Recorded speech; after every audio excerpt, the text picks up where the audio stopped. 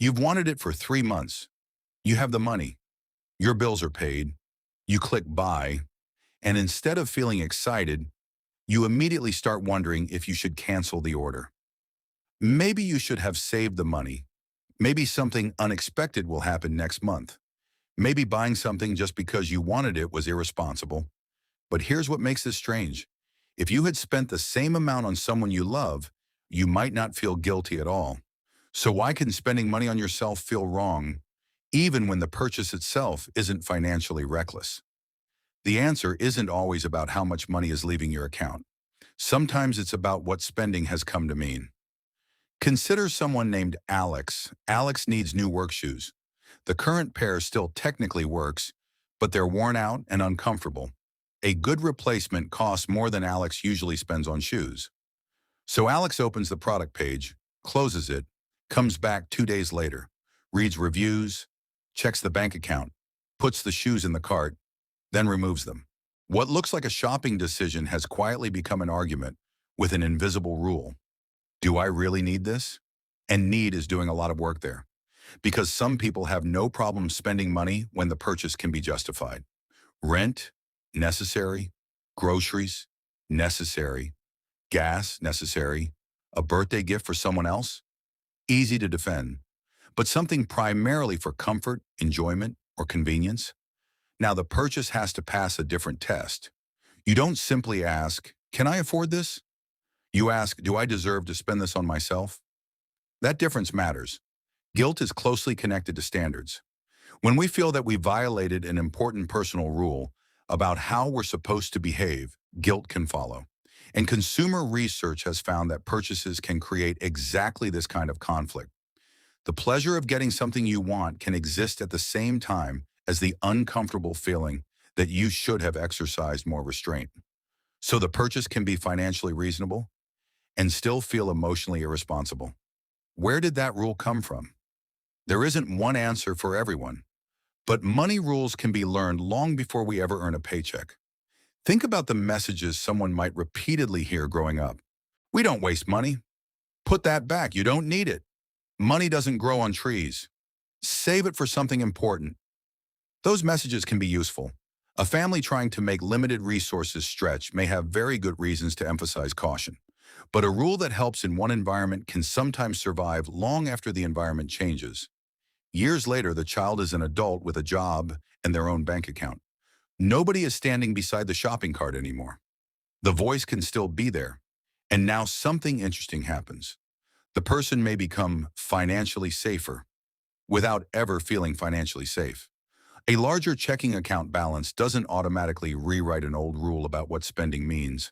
So Alex gets a raise, builds some savings, pays the bills, and still spends 40 minutes deciding whether a pair of shoes is really necessary. But guilt can also come from somewhere else. Identity. Suppose being responsible with money becomes part of how you see yourself. You're the saver. You don't waste money. You think before you buy. You're not like people who blow their paycheck the moment it arrives. That identity can protect you from plenty of bad decisions. But now every enjoyable purchase has another cost. It has to survive a trial against your identity. A nice dinner isn't simply dinner.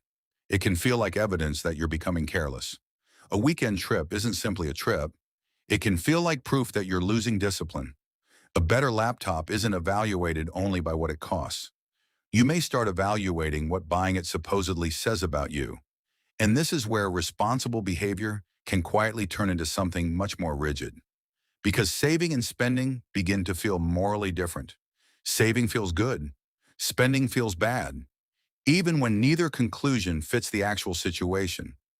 Research on self-control suggests guilt can sometimes increase awareness of our goals and make those goals feel more important. But guilt isn't a perfect self-control system. Its effects can be complicated. Feeling bad about a decision does not automatically mean the decision was bad. And that distinction becomes especially important with money.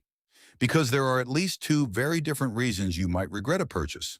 One is practical. You spent rent money. You took on debt you can't comfortably manage. You bought something you didn't really want. You ignored a financial priority that matters more to you. That discomfort contains useful information. But there's another possibility. The purchase fits your plan. Your obligations are covered. You genuinely value what you bought, and you still feel guilty simply because money moved from saved to spent. Those are not the same problem, and treating them as if they are can create a strange relationship with money. You can become excellent at delaying enjoyment and terrible at permitting it. There's even consumer research examining what researchers have called excessive self-control or hyperopia. The basic idea is surprisingly simple. We usually think of self-control problems as too much indulgence today at the expense of tomorrow. But sometimes people can lean so heavily toward responsibility and restraint that they later regret not allowing themselves meaningful experiences or enjoyment. In other words, there can be a cost to always choosing later. That does not mean spending recklessly is healthy.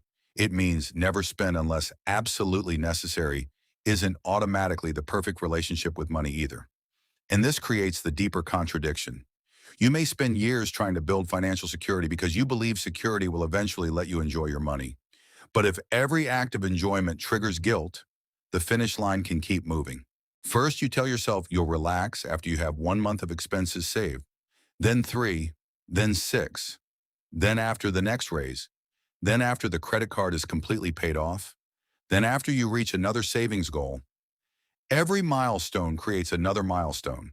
The account gets safer, permission never arrives, and that reveals what may actually be missing. Not more discipline, a definition of what your money's allowed to do. Because if the only acceptable destination for extra money is more future security, almost any present-day enjoyment can look like failure. So try separating the decision from the emotion. Before a discretionary purchase, decide what conditions would make the purchase acceptable to you.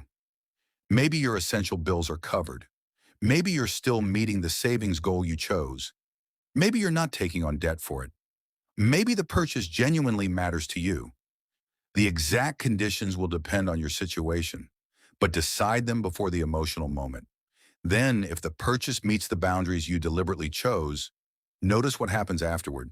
If guilt still appears, ask one question. Did I actually break my financial rule, or did spending simply make me uncomfortable? That question creates distance between a feeling and a fact. Sometimes the answer will be, yes, this purchase was a mistake. Good. You learned something useful, but sometimes the answer may be, no, I planned for this, I can afford it, and I'm just uncomfortable letting myself enjoy money.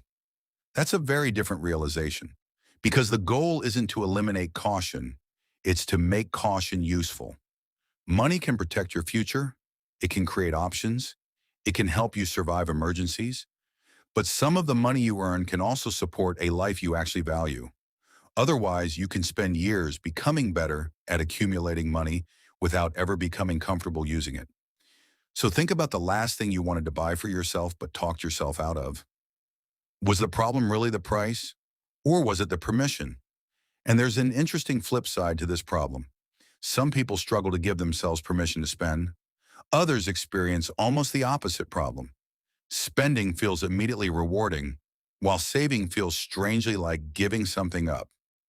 Understanding that difference explains a lot about why good financial intentions can disappear when payday arrives. That's what we'll explore next. Why your brain can make saving money feel like losing,